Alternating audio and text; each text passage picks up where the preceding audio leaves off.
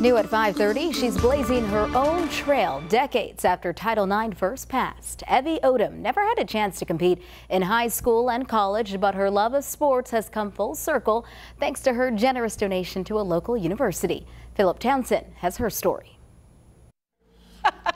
She grew up in a small town in western Massachusetts. A natural athlete, Evie Odom was always drawn to sports. Very early on. Back then we used to call it a tomboy, right? It was running that really did it for Evie. But unlike her brothers, the opportunity to compete in high school and college just wasn't there at the time. I just feel like I wish it had happened sooner. Title IX wasn't passed until 1972. It states no person on the basis of sex be excluded from any education program or activity receiving federal financial assistance.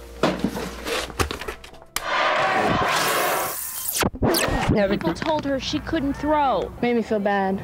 Despite the landmark law, looking back into the 13 News Now archives, women were still fighting for the right to compete in the 80s and 90s, decades after its passing. They have not been treating those athletes fairly. So when Evie met ODU women's golf coach Mallory Hetzel a few years ago, and they hit it off as friends, a $500,000 donation to the program seemed like the perfect investment in her new favorite sport. I lacked the opportunity, and I saw an opportunity to make that right for other people. As a coach now, a little bit older, you're so much more appreciative of the women that have come before you.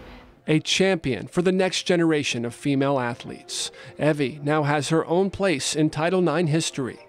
The team at ODU renaming their home tournament the Evie Odom Invitational.